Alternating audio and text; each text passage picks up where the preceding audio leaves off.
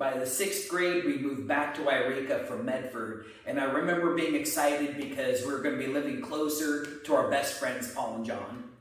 But at the same time, a little bit scared because we're going back to the area where we had first experienced that bullying and thinking about going back to those old bullies. Now, our friends had been experiencing the bullying just like we had. They were awkward just like us, but their parents had gotten them into a Danzanru Jiu-Jitsu school, which was good for them because they were actually starting to get some of that training that we all needed. But then they decided to start sharing some of that information, and they were not martial arts instructors. No, but John did teach me what became my signature self-defense move, the headlock hip throw.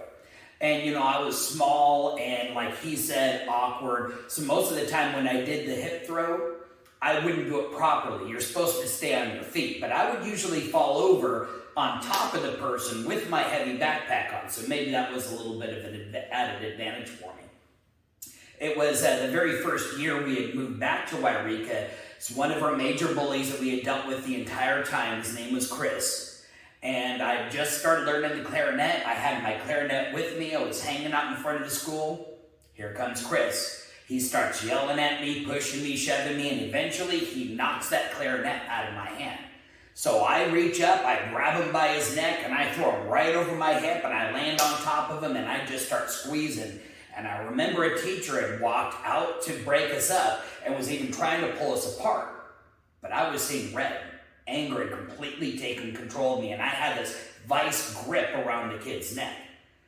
So unfortunately, both of us, me and Chris, were put on in-school suspension. I don't know about the wisdom of the person that did this, but he stuck us both in the same room. And the entire time, Chris was being annoying to me. He was really trying to get my goat, trying to get me to fight with him again. And I could see that this was going someplace I didn't want it to go. Outside of Chris, I also remember using this technique against a girl. Now, granted, this girl was bigger than me, and she was slapping me, and she was pulling my hair, and so I reach up, I grab her in a headlock, and I flip her over me, which made her let go. But then I ran away and went home, and a little while later, there's the knock, knock, knock of the police at the door. I'm telling you, I got in a lot of trouble for that. Now that I'm older, I'm looking back at it, I realize she was hitting me and pulling my hair probably because she liked me. So for all you young guys out there watching this, remember, girls don't necessarily show affection the same way as guys. Don't headlock, hip throw, and buy them flowers instead. I remember one of our worst bullying situations was actually from somebody who we thought was our friend. This guy was a little bit older than us and had just gotten into high school, and he was going to school with this other guy named Josh. Now, I think we were in maybe the 7th grade, and this other guy, Josh, he was a junior in high school. Our friend was telling this guy that I was saying bad things about him. I didn't even know the guy. How am I saying bad things about him? But him and I are riding home on our BMXs one day, and I noticed it's kind of weird because the elementary school had a full parking lot. There were a bunch of kids hanging out in cars in the parking lot. I thought that was weird as I'm riding my bike. And then here comes this big kid running across the street, goes right in front of me, grabs a hold of the handlebars on my bike, throws me off, and then he looks me in the face while I'm getting up and says, "I'm Josh, and I'm here to kick your butt." I didn't know what to do, so I'm having my hands up, and I'm apologizing to the guy. "I'm sorry, do I know you? Who are you?" And he pulls out of nowhere, and he punches me. And he knocks me one step back. Now, he was way bigger than me, so the fact that he didn't drop me in one punch said something about my balance at least. He proceeded to hit me over and over in the face, and it was so bad that for a week, I couldn't close my jaw all the way. I had a hard time eating, my face was swollen up. Found out from this guy who was supposed to be our friend that he actually broke his hand on my face. My face was okay a week later, but his hand was still in a cast. As these bullying incidents would happen, of course, phone calls were made. Phone calls to the school, I'm not really sure what happened with those. I do know that there were calls that were made to parents, and there was a conversation of, "Oh, boys will be boys, and we'll talk to Chris about it." But, you know, at that point, it didn't seem like anything was going to happen to protect us, so we needed a force multiplier. At one point, I had gone into our parents' room, and I saw sitting on the headboard of their bed this nice little pocket knife. Had a long blade that came out one side and a short blade that came out of the other. So I slipped that thing in my pocket. And that next day, I walked up to Chris and I challenged him. I said, I'm tired of you picking on me. I want this to end once and for all. You're going to meet me in the rough house after school and we're going to fight. The rough house was a baseball diamond that was behind the school that anytime there was a fight, that's generally where the kids went. It was off the school grounds and no teachers would break it up. So I got out there and I was waiting for him, and here comes Chris with a big group of his friends. You know, they're all goading him on. They want to see him kick my butt. So at that point, I reach in my pocket and I pull out that knife and I pull the blade from each side and I hold it in my hand so a blade's coming out each side of my fist, and I look him in the eyes and I ask him, which knife do you want in you first? And I saw his face go relaxed. I saw his eyes go big. I knew he was afraid. But at that moment, the fear came over me. I can't stab this kid. I don't really want to hurt him. So what I did is I threw the knife and then I punched him in the stomach, and I must have hit him hard because he doubled over, and I just started raining down hammer fists on his back. I didn't know what else to do. And at this point, some guy from one of the apartments came running out and broke up the fight. We went running home. But at that point, Jim found out that I got the knife.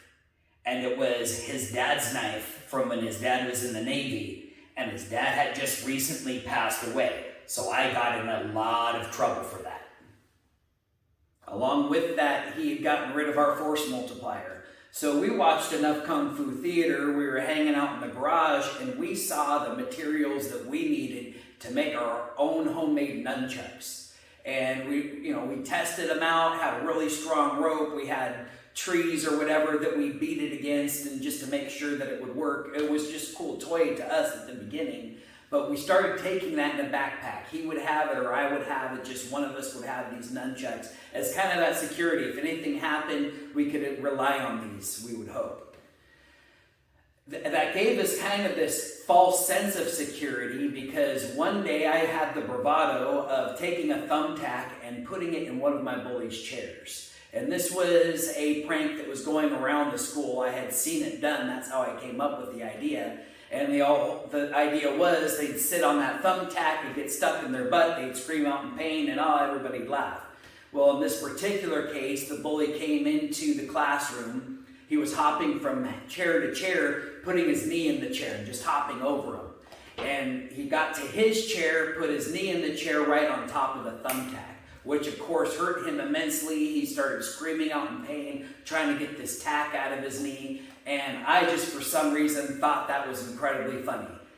Seeing him in pain brought great joy to my heart. And I was just busting up laughing, which gave away who it was that played this prank on him. And he looked at me with anger in his eyes and said, "You're going to meet me at the rough house, and I'm going to beat you up for this." And I remember just being scared to death because I knew what happened in the rough house. So we circumvented that after school. We went out behind the school and ran home. Well, him and his friends all followed us. And we were ahead of them. We were running. We got into our house. However, they were able to get behind our house. There was a big field, and the fence that was there had already been broken apart a little bit by our dog, big sled dog, really. And so they were pulling these boards out of the fence, and Josh and I go in the backyard and see this. Well, I stand between the two crossboards of the fence, and I'm holding on, and I take my foot and I kick this kid square in his stomach. It was a good kick. I felt awesome about doing that. I'm all, yeah, look, we're taking our power back. But then he immediately tackled me to the ground, was sitting on top of me, and just raining down punches on me. So now here's this whole group of kids standing at the hole in our back fence. Our parents aren't home. We were what they called latchkey kids back then. We had the key around our neck, and we used that key to get in our house. I realized nobody was going to help Jeremy against this kid that was beating him up. So we had figured out how to make a homemade flamethrower. I'm not going to get into the details of how that was done, but if you're our age, you probably have an idea. And I come in the backyard with flames shooting everywhere. And that bully got up off of Jeremy and ran through that hole and back out into the field behind our house. Again, I came to this realization. Here I've got this weapon, and I can't use the weapon because what am I going to do? Set these kids on fire? How am I going to feel about that? But then I remembered the nunchucks that we made.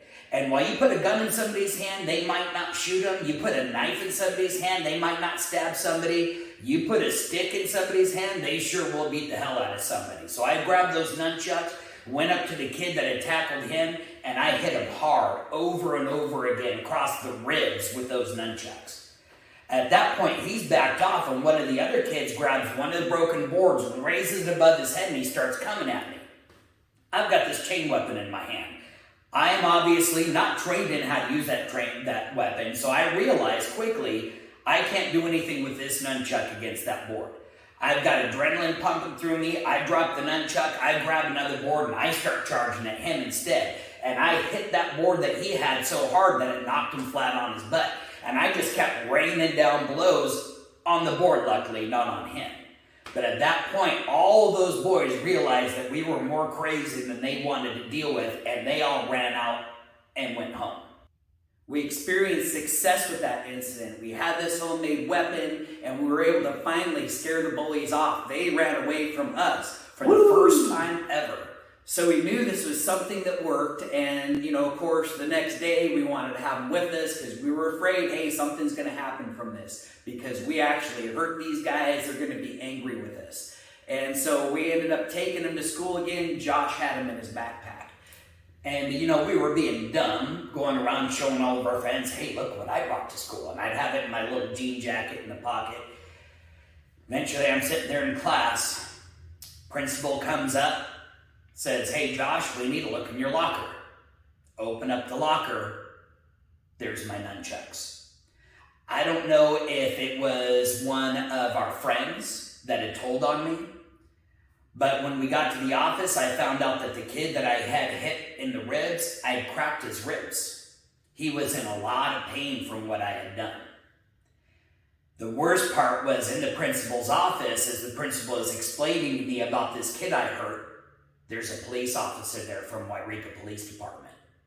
Very stern looking, and he's talking to me about how he's going to bring me into juvenile hall because I'm a criminal. Luckily, I wasn't really a criminal. I wasn't even really a bad kid. I did good in school. The teachers all liked me. So the principal at that point stood up for me. He said, you know what? Josh isn't really a bad kid, so don't take him to juvenile hall. He had a worse idea. Right behind the principal's office, there was basically a supply closet.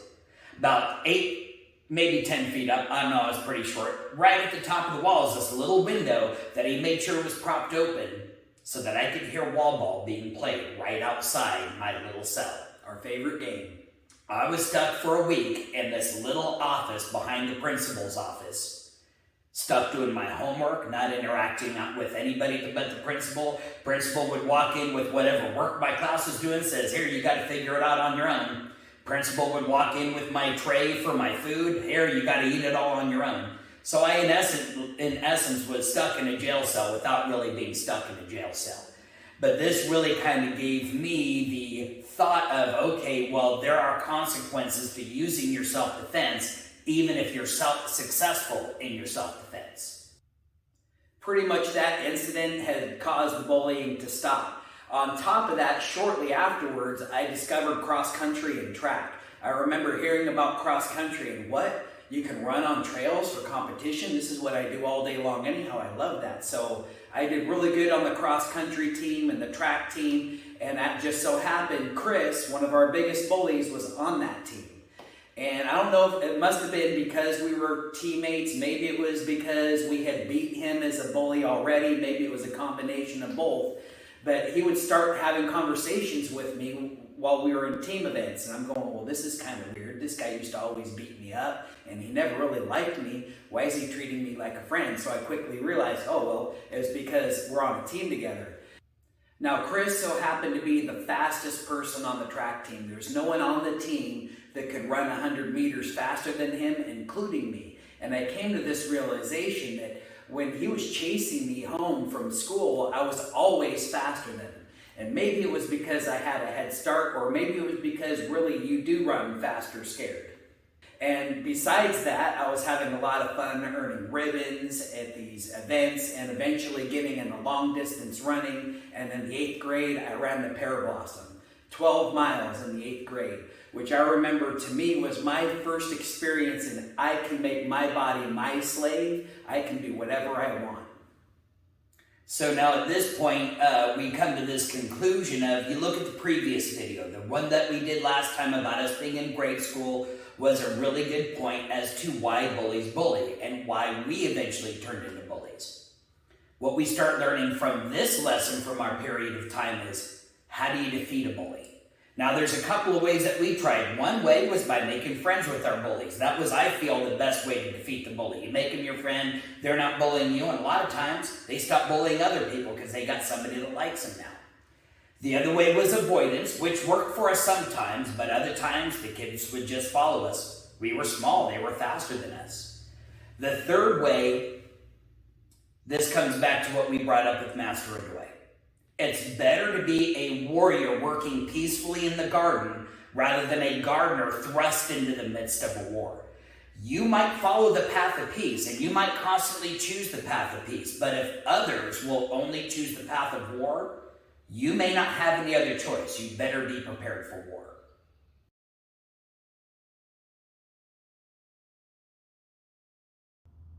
There was one time our twin tricks worked to my advantage. I had a bully who was coming up and wanting to hurt me, and I knew it because of an interaction we had before.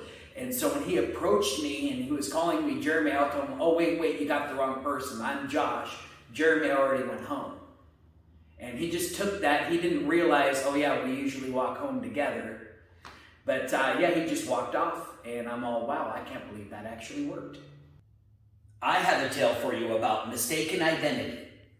There was one year that we attended the Siskiyou County Fair. They had a Hall of Mirrors set up. Obviously, being Dungeons and Dragons fans and into mazes, we're like, hey, let's go in and check it out. Eventually, we get separated, and I'm wandering around, and I look down the hall, and I see him, so I wave at him, he waves back, and I yell down at him, hey, have you found the exit yet? Being rude, he's not answering me, so I walk a little further down the hall, and I ask him again, have you found the exit yet?